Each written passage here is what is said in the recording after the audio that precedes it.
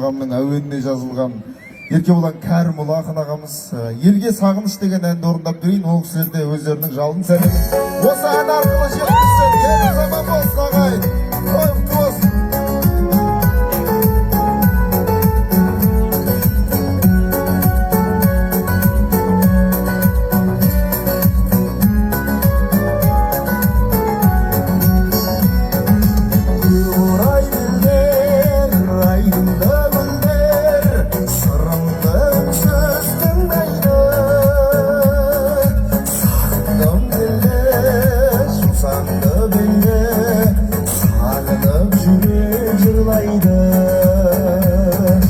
Kelimen uşak, kömülmen uşak, köre bolmagan şargarak, Dumanda yerge jetermin mende, sarmışımda arkada.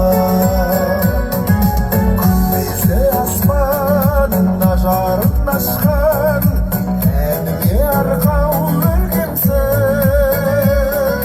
Жүректің үні, шабыттың шаңы, туған жер мекен көркемсің.